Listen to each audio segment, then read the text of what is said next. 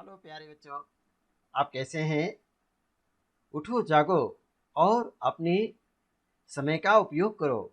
समय को बर्बाद करोगे तो समय तुम्हें भी बर्बाद करेगा, इसलिए सजग हो जाइएगा और अपने पठन पाठन के लिए अपनी तैयारी में जुट जाइएगा। तो आइए, आज आपका संस्कृत हिंदी क्लासेस में पुनः स्वागत है। मैं Dilal, lecturer GRV inter college Rath Hamirpur Uttar Pradesh से आज आपको कक्षा 12 हिंदी में खंड खा भाग है, जिसे हम संस्कृत दिग्दर्शिका के नाम से जानते हैं। आपको मालूम होना चाहिए कि हिंदी कक्षा 12 में कौन कौन सी किताबें चलती हैं। आप किताबों के नाम आज चलिए हम आपको बता देते हैं। पहली पुस्तक है हिंदी गद्य, जिसे हम गद्य गरिमा कहते थे, और दूसरी पुस्तक है काव्य भाग, जिसे हम काव्यांजलि कहते हैं, और तीसरी पुस्तक है संस्कृत दिग्दर्शिका, जो संस्कृत भाग है, और चौथी पुस्तक है इसका आन का ये खंड काव्य, श्रवण कुमार खंड काव्य, इसे आपको अध्ययन करना है। इसके बाद व्याकरण, जिसे काव्य के तत्व हैं, और हिंदी संस्कृत व्याकरण का भी अध्ययन करना है। तो आज हम आपको इसके पहले जो पीडीएफ आपने पढ़ी, पाठ 3 संस्कृत दिग्दर्शिका का पाठ 3 और पाठ 3 में आत्मज्ञ सर्वज्ञ, ये पाठ हमने आपको संदर्भ सहित हिंदी में अनुवाद करना बताए थे और कठिन शब्दों के संस्कृत में माने भी आपको बताए। तो आज आपको देखिए कि आत्मज्ञ सर्वज्ञ, जो आत्मा ही जानने योग्य है, आत्मा को जो जान गया वही सब कुछ जान गया, वो सर्वज्ञता होता है, सब कुछ जानने वाला हो जाता है। इसलिए आत्मा को जानना चाहिए। यहाँ याज्ञवल्क्य जी ने किस तरीके से अपने पत्नी मैत्रेयी और गार्गी, कात्यायनी और मैत्रेयी, दोनों को उन्होंने समझाया है। तो आज हम आपको आत्मज्ञ सर्वज्ञ पाठ पर आधारित आपके पेपर में, परीक्षा में कैसे कैसे प्रश्न पूछे जाते हैं और उनका उत्तर कैसे देते हैं, इसके साथ ही इस पाठ पर आधारित आपसे सूक्ति परक वाक्य पूछा जाता है और वो सूक्ति परक वाक्य की संदर्भ सहित हिंदी में व्याख्या करनी होती है। और व्याख्या ध्यान रखेंगे, जब भी हिंदी में सूक्ति परक वाक्य की व्याख्या हिंदी में करते हैं तो ध्यान रखें कि उसको अपनी भाषा शैली में करना चाहिए और उसके अर्थ और भावार्थ को विधिवत समझ लेना चाहिए, फिर उसका विश्लेषण आप उसकी व्याख्या करते हैं। तो कैसे व्याख्या करेंगे और कैसे इसका संदर्भ और अर्थ स्पष्ट करेंगे, आज हम आपको बताते हैं। तो सबसे पहले आपको लेकर चलते हैं आत्मज्ञ सर्वज्ञ पाठ पर आधारित कुछ प्रश्नोत्तर हैं, जो इम्पॉर्टेंट के तौर पर आपके पेपर में आते हैं और पूछे जाते हैं।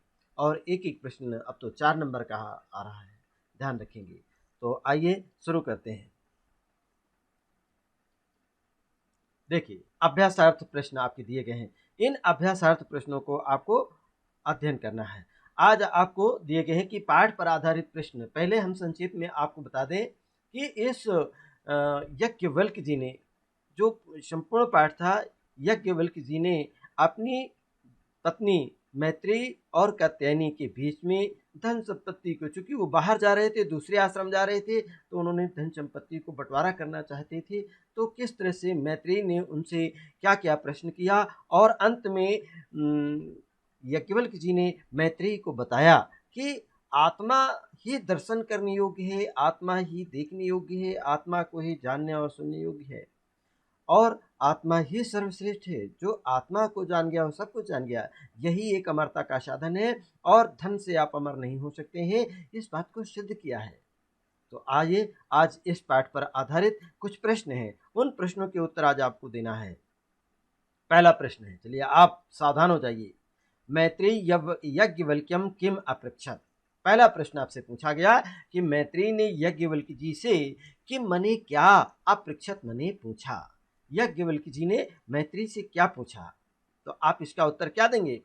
संस्कृत में देखिए, जो शब्द दिया है प्रश्न में, उस प्रश्न को ध्यान से देखिए और प्रश्न के कुछ अंश, उस अंश को नीचे उतार लें। मैत्रेयी याज्ञवल्क्यम, तो आप उत्तर में क्या लिखें, मैत्रेयी याज्ञवल्क्यम, सेम टू दोनों शब्दों को आपने उतार लिया।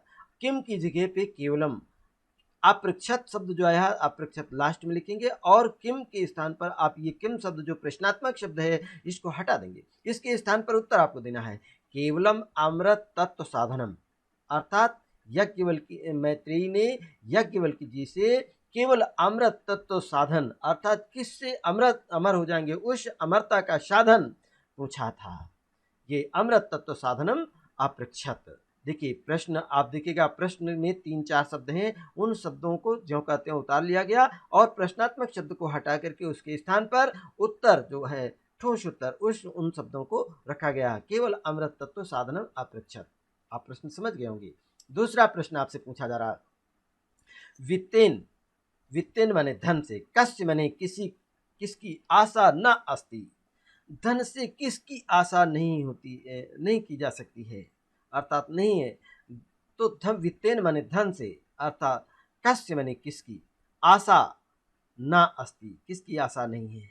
तो आप क्या बताएंगे, वित्तेन अमृतस्य, अमृत तत्वस्य, देखिए अमृत तस्य अमृत धन तस्य आशा नास्ति, अमरता धन से अमरता की आशा नहीं है। आप धन से अमर नहीं हो सकते हैं। इसी प्रश्न पहला प्रश्न दूसरा प्रश्न आपसे पूछा गया था कि विश्व से धन से किस चीज की आशा नहीं की जा सकती है, वित्तेन कस्य आशा नास्ति। तो ये वित्तेन आप वैसे उतार दें, कस्य प्रश्नात्मक शब्द है इसको हटा देते हैं, अमृत अमृतत्व से अर्थात ये अमरता का जो साधन है आशा न अस्ति, ये प्रश्न से ही उठाकर आपने नीचे रख लिया है। तीसरा प्रश्न आपसे पूछा जा रहा है और ध्यान से सुनेंगे, कस्य कामाय सर्वम प्रियम भवति। हिंदी में इसका अनुवाद देखिएगा, कस्य माने किसकी, कामाय माने कामना के लिए, कामना की पूर्ति के लिए, सर्वम माने सभी, प्रियम माने प्रिय, भवति माने होता है या होते हैं। किसकी कामना की पूर्ति के लिए सभी प्रिय होते हैं। तो आप क्या कहेंगे, किसकी कामना की पूर्ति के लिए, ये संस्कृत में इसको संस्कृत में आप बताएं, कस्य कामना, कस्य कामाय सर्वम प्रियम भवति। तो कस्य प्रश्नात्मक शब्द है इसको हटा देते हैं, इसके स्थान पर क्या लिखेंगे, आत्मनः कामाय, अपनी आत्मा की कल्याण के लिए, अपनी इच्छा की पूर्ति के लिए, अपने मन की शांति के लिए, पूर्ति के लिए, इसमें आत्मना माने अपने, आत्मना माने अपनी, कामाय माने कामना की पूर्ति के लिए, सर्वम प्रियम भवति, ये सर्वम प्रियम भवति, ये कामाय, देखिए कामाय सर्वम प्रियम भवति प्रश्न है और उसी प्रश्न को ज्यों का त्यों नीचे उतारा गया और कस्य जो प्रश्नात्मक है उसके स्थान पर सिर्फ आपने क्या लिख दिया, आत्मनः। आपका उत्तर कंप्लीट हो गया। इसलिए पेपर में प्रश्न को ही उत्तर आप बनाते हैं और बहुत सावधानी से आप करते हैं। चलिए, जब आप देखिएगा हिंदी में जब आप प्रश्न के उत्तर देते हैं तो हिंदी में कर्ता कर्म क्रिया को विशेष कहाँ पर लगाना है उसका स्थान निश्चित होता है। सबसे पहले कर्ता, फिर क्रिया, और हाँ कर्ता कर्म और क्रिया होती है लास्ट में। और संस्कृत में कर्ता कर्म क्रिया कहीं पर भी आप लगा सकते हैं, लेकिन ध्यान रखेंगे उसकी विभक्ति, लिंग और वचन में कोई परिवर्तन नहीं कर सकते हैं। चलिए, आपको अब हम अगला प्रश्न पर ले चलते हैं। ये चौथा प्रश्न है और चौथे प्रश्न को ध्यान से सुनिए, कस्य दर्शनेन इदम सर्वम विदितम भवति।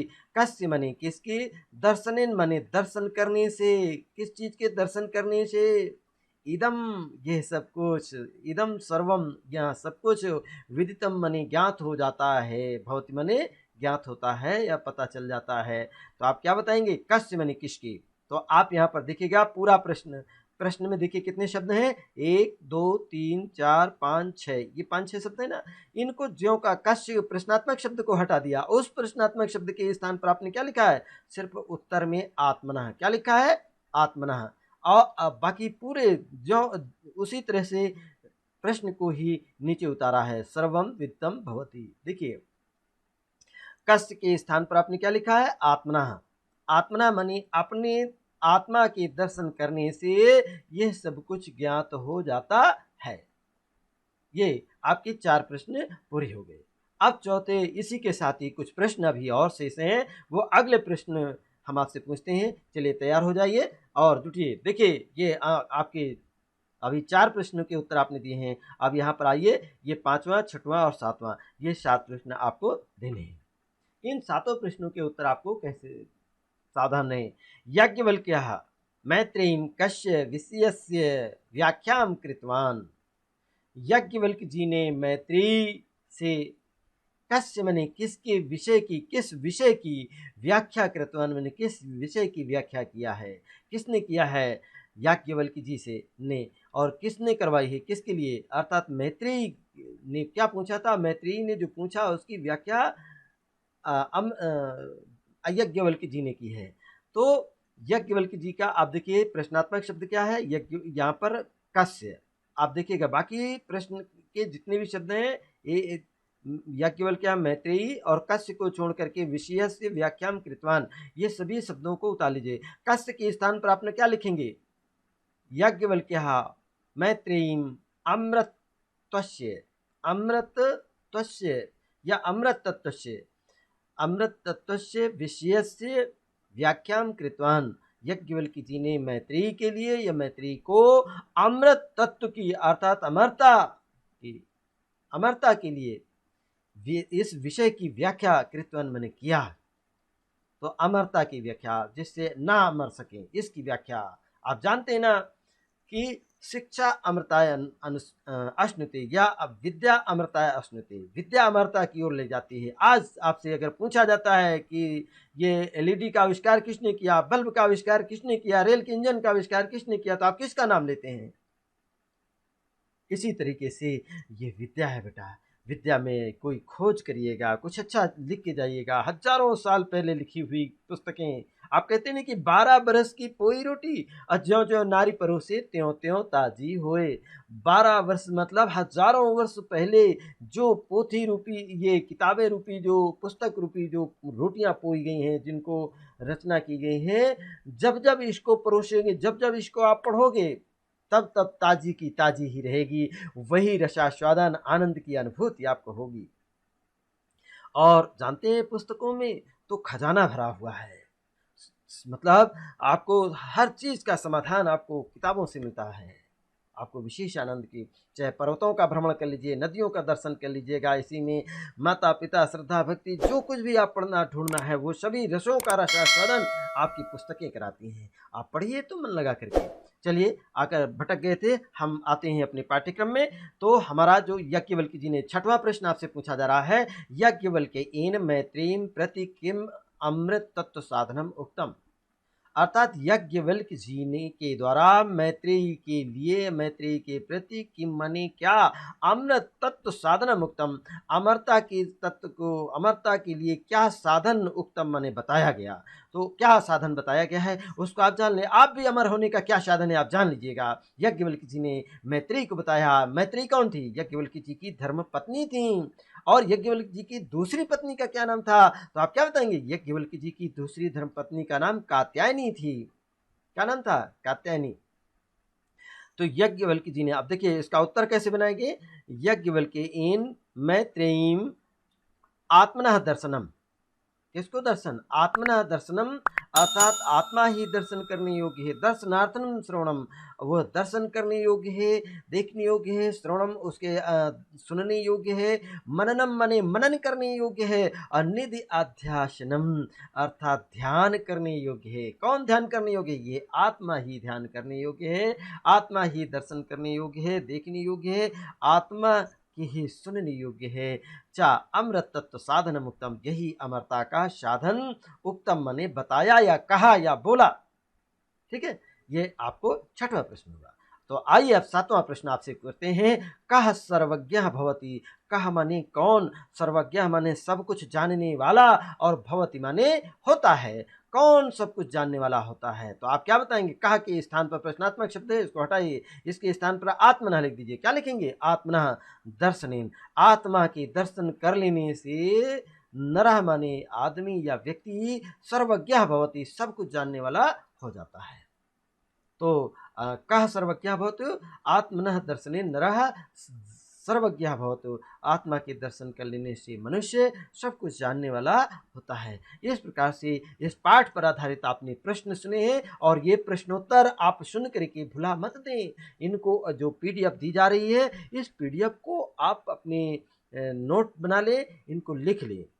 और वीडियो को सुने, जब आप सुनते रहेंगे तो आपको याद हो जाएंगे। पूरी कहानी के रूप में हमने इसका देखिए अनुवाद भी बताया था और पुनः इसमें व्याख्या भी की है और इन प्रश्नों के उत्तर जब बताए हैं तो आप इससे हिंदी में और संस्कृत में दोनों में अनुवाद करते हुए चले हैं ताकि आपको आसानी से समझ में आ जाए। फिर भी अगर किसी भी स्टूडेंट्स को कहीं पर असावधानी होती है, नहीं समझ में आता है, कमेंट बॉक्स में जाइए और अपनी समस्या लिखिए, हम उसका समाधान करेंगे, पुनः आपको समझाएंगे।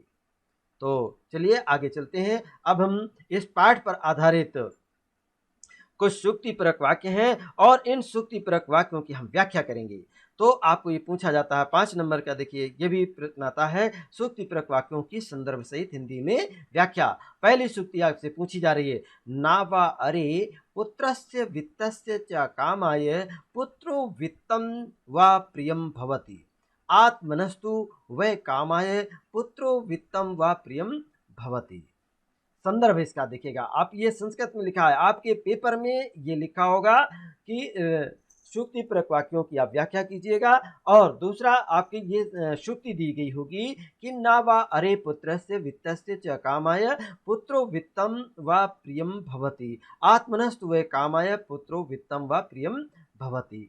तो आप देखिएगा, आप इसका अनुवाद पहले करेंगे, बिना अनुवाद किए आपको ये समझ में नहीं आएगी। पहले तो आपको ये पता होना चाहिए कि ये देखिए पुत्रस्य वित्तस्य कामाय आत्मनस्तु, ये बार आत्मनस्तु शब्द आया है तो आप कहाँ से ले जाएंगे, किस पाठ का है, तो इस पाठ का नाम पहले याद होना चाहिए। तो सबसे पहले हम इसका क्या लिखेंगे, संदर्भ। संदर्भ में कैसे लिखते हैं, प्रस्तुत सूक्ति परक वाक्य। यह प्रस्तुत सूक्ति हमारी पाठ्य पुस्तक हिंदी के संस्कृत दिग्दर्शिका के आत्मज्ञ एवं सर्वज्ञ नामक पाठ से अवतरित है। पाठ का नाम क्या है, आत्मज्ञ एवं सर्वज्ञ। तो ये पाठ का नाम रहा। अब देखिएगा इस जो सूक्ति परक वाक्य उसका प्रसंग, याज्ञवल्क्य जी ने अपनी पत्नी मैत्रेयी को अपना अनुभव बताते हुए कहते हैं। क्या बताते हैं उसको आप सुनिए। इस पहले इसका अर्थ आप देखिएगा, अर्थ समझ लीजिएगा। ना वा अरे मैत्रेय, अरे पुत्र और धन की कामना के लिए, पुत्र और धन की कामना के लिए पुत्र और धन प्रिय नहीं होते। पुत्र और धन की कामना के लिए पुत्र और धन प्रिय नहीं होते। अपितु माने बल्कि अपनी कामना की पूर्ति के लिए, किसकी, आत्मनस्तु वै कामाय माने आत्मनस्तु माने अपनी ये कामना की तृप्ति के लिए या पूर्ति के लिए ये पुत्र और वित्त, पित्र या वित्त दोनों प्रिय होते हैं। इसी को हिंदी में कहा गया है कि पुत्र और वित्त माने धन प्रिय होते हैं। आइए तो अब इसकी व्याख्या आप अपनी भाषा में करेंगे, वैसे हम भी बताने का प्रयास करें, उसको आप ध्यान से सुनते रहेंगे तो आपको याद हो जाएगा।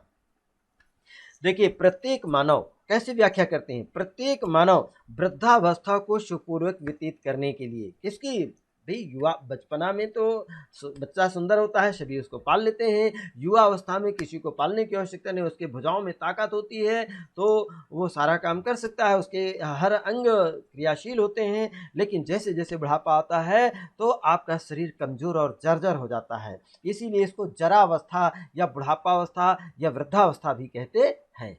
तो ध्यान रखेंगे इसमें कि प्रत्येक मानव वृद्धावस्था में सुखपूर्वक जीवन व्यतीत करने के लिए, वंश परंपरा को आगे बढ़ाने के लिए, पुत्र की एवं सुखपूर्वक जीवन यापन करने के लिए धन की इच्छा करते हैं कि सुखपूर्वक हमें जीवन यापन करना है तो हमें धन चाहिए और हमें पुत्र भी चाहिए।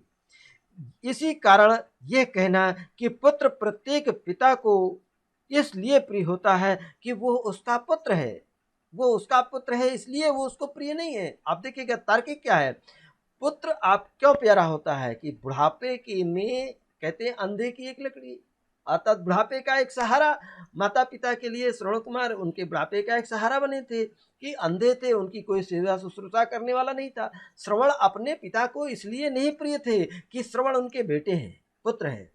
श्रवण इसलिए अपने माता पिता को प्रिय थे कि श्रवण बुढ़ापे में अपने माता पिता की सेवा करते थे, जो माता पिता की इच्छा होती थी उनकी कामना की पूर्ति करता था, उन्हें नहलाता था, धुलाता था, उनको तीर्थ यात्रा कराता था, उनके भोजन की व्यवस्था करता था। तो ये जो सेवा शुश्रूषा करते रहे इसलिए पुत्र प्रिय था। और आप भी अपने माता पिता को खुश रखेंगे, कहते हैं ना कि माँ की दुआ कभी खाली नहीं जाती, तो पिता की बद्दुआ भी, माँ की दुआ कभी खाली नहीं जाती, तो पिता की भी बद्दुआ कभी खाली नहीं जाती है।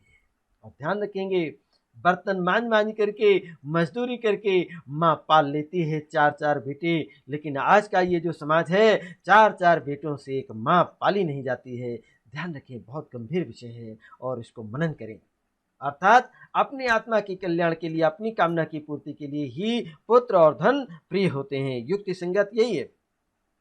पुत्र के प्रिय होने में पिता का अपना स्वार्थ निहित होता है। अतः पुत्र कामना की पूर्ति के कारण ही प्रिय न होकर के माता पिता को अपनी कामना की पूर्ति की दृष्टि से ही प्रिय होता है। संसार में प्रत्येक व्यक्ति अपने पुत्र से, अपने बेटे से, अपने भविष्य के सुखी एवं धन समृद्धि की आशा करते हैं कि हमें पैसों की कमी न पड़े, हमें किसी धन की कमी न पड़े, हमें रहने के लिए मकान न कम पड़े और हमें दवाओं के लिए, हमें भोजन के लिए कहीं कमी न रहे। इसलिए वो अपने पुत्र से और पुत्र की और धन की कामना करते हैं।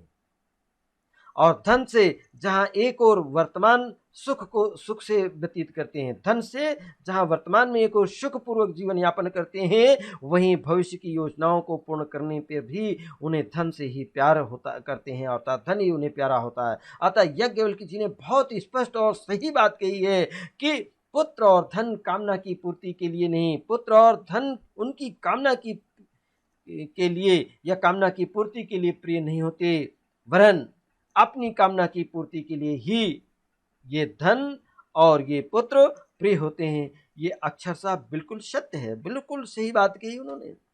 वास्तव में संसार में सब कुछ सबकी कामना के लिए सभी प्रिय नहीं होते, वरन सब कुछ अपनी कामना की पूर्ति के लिए ही सब कुछ प्रिय होता है। चाहे हमारी कापी किताबें हो, मकान हो, जल जंगल, सड़क, पानी, बिजली, जो कुछ भी है, हम इनसे प्रिय इसलिए क्यों करते हैं? क्योंकि ये हमारी इच्छाओं की, हमारी कामना की पूर्ति करते हैं, तभी सभी प्रिय है, अन्यथा नहीं।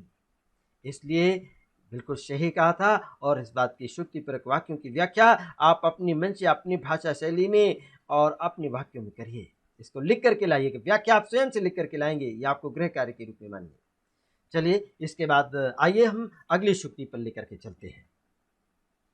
दूसरी सूक्ति है, आत्मनः खलु दर्शनेन इदं सर्वं विदितं भवति। ये दूसरी सूक्ति है और ऐसे ही आपके प्रश्न पत्र में लिखा होगा कि श्रुतिपरक वाक्यों की संदर्भ से व्याख्या कीजिएगा। तो आत्मनः खलु दर्शनेन इदं सर्वं विदितं भवति, इसका संदर्भ लिखेंगे। प्रस्तुत श्रुतिपरक वाक्य हमारी पाठ्य पुस्तक हिंदी के संस्कृत दिग्दर्शिका के आत्मज्ञ सर्वज्ञ नामक पाठ से ली गई है। और अब आइए प्रसंग देते हैं। ऋषि याज्ञवल्क्य जी थे, महर्षि थे। इस ऋषि याज्ञवल्क्य जी ने अमरता के साधनों की व्याख्या करते हुए आत्मा ही सत्य है, क्या सत्य है? आत्मा ही सत्य है, आत्मा ही अजर है, आत्मा ही अमर है आदि कह करके आत्मा की श्रेष्ठ सर्वव्यापकता पर प्रकाश डाला है। और मैत्रेय से यही बात उन्होंने बताई है, तभी तो उन्होंने लिखा है। इसका अर्थ देखिएगा, आत्मनः खलु दर्शनेन, निश्चय ही आत्मा के दर्शन से ही, किसकी? आत्मा के दर्शन करने से ही सब कुछ विदित होता है, सब कुछ ज्ञात होता है। और इसलिए इसकी व्याख्या आइए करते हैं और ध्यान से विशेष रूप से आप सुनते जाइए कि याज्ञवल्क्य जी ने मैत्रेय से क्या बताया था कि आत्मा ही परम तत्व है, ये आत्मा ही परम तत्व है। और आत्मा का साक्षात कर लेने से विश्व के समस्त मूलभूत तत्वों का साक्षात्कार हो जाता है, अर्थात उसे सामना हो जाता है, पता चल जाता है। आत्मा अजर है, अमर है, सर्वव्यापी है और सर्वज्ञ है, सर्वत्र है। मानव अज्ञानवश आत्मा के दर्शन करने में असमर्थ रहता है तथा जन्म और मृत्यु के चक्र में फंसा रहता है, बार बार उसका जन्म और मृत्यु होता रहता है। इस प्रकार सांसारिक मोह माया में लिप्त हो वो माया को ही अपना सब कुछ मान लेता है और निरंतर दुख भोगता रहता है। केवल आत्मा के दर्शन करने से ही, किसकी? आत्मा के दर्शन करने से ही सत्य और ज्ञान विदित हो जाता है, सब उसको जानकारी हो जाती है। इसलिए ठीक ही कहा गया है कि जो आत्मज्ञ है वही सर्वज्ञ है। बिल्कुल सही बात कही गई है, जो आत्मज्ञ है वही सर्वज्ञ है। आत्मा ही सब कुछ है, आत्मा ही जानने योग, दर्शन योग और आत्मा ही अजर अमर है, सर्वव्यापी है, सर्वज्ञ है। इसलिए इसी के साथ ही प्यारे बच्चों, आपको पता चल गया कि आत्मा एवं सर्वज्ञ की सार्थकता को यहाँ पर स्पष्ट किया गया। और कवि ने बहुत स्पष्ट कह दिया कि जो व्यक्ति आत्मा के भेद को समझ गया, आत्मा के भेद को जो व्यक्ति समझ गया, वह संसार के मोह माया दुख सुख से परे मोक्ष को प्राप्त होता है। वही तो इसलिए आप सभी लोग आत्मा का दर्शन करें और आत्मा को पहचानें, उसकी सार्थकता को जानें। तो आइए अब इसी के साथ हम अगली सूक्ति में लेकर चलते हैं। ये आपने तीसरी सूक्ति है, आत्मनस्तु वै कामाय, आत्मनस्तु वै कामाय सर्वम प्रियम भवतु। आत्मनस्तु, अपनी, आत्मनस्तु माने क्या होता है, अपनी, वै कामाय अर्थात अपनी कामना की पूर्ति के लिए ही सर्वम प्रियम भवतु, सब प्रिय होता है। कहने का तात्पर्य है आत्मा की कामना के लिए ही सभी प्रिय होते हैं, ये इसका अर्थ हो गया है। अब देखिएगा, इसका सबसे पहले संदर्भ आप कैसे लिखेंगे पूरे को।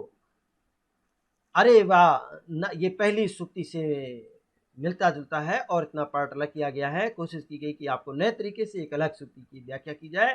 तो आप इसमें क्या लिखेंगे, सबसे पहले संदर्भ लिखेंगे। प्रस्तुत सूक्ति परक वाक्य संस्कार दिग्दर्शिका के आत्मज्ञेयो सर्वज्ञ नामक पाठ से उद्धृत है। किस पाठ से उद्धृत है आप क्या बताएंगे, आत्मज्ञेयो आत्मज्ञ एवं सर्वज्ञ नामक पाठ से उद्धृत है। और इस वाक्य के द्वारा आत्मा के दर्शन के महत्व को यहाँ पर प्रतिपादित किया गया है, बताया गया है।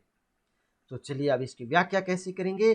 संसार में देखिएगा, हमें बहुत सी वस्तुओं से स्नेह है। हमारा ये कपड़ा है, हमारे पेन है, हमारी कलम, मेज, कुर्सी और ये एसी रूम, गाड़ी, जो भी आप दर्शन करते हैं या आप सबसे कहें कि ये हमें सभी प्रिय है। लेकिन ये क्यों प्रिय है, अगर ये आपके लिए उपयोगी है तभी ये प्रिय है। आप देखिए, बहुत सी किताबें कक्षा 1 से लेके 10 तक आप पढ़ चुके हैं और आप 12वीं की कक्षा में आ चुके हैं, 11वीं की कक्षा में आप पुस्तकें पढ़ी।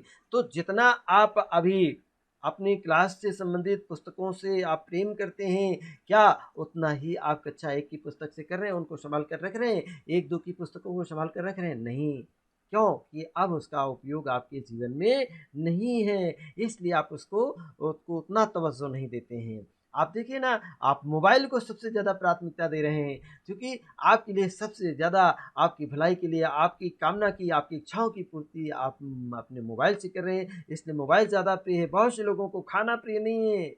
छोटे-छोटे बच्चों को भी देखिएगा, हमारे घर में एक छोटा-सा बच्चा है, उसको वो माँ उसको दूध, जब बहुत प्यासा भूखा होगा तभी वो रोएगा, नहीं उसको मोबाइल दे देते हैं, आराम से वो मोबाइल ही देखता रहता है, उसी को चलाता रहेगा। और उससे कहीं मोबाइल छीन लो तो वो इतना तेज रोता है कि कहिए नहीं, फिर माँ को वो भूल जाता है।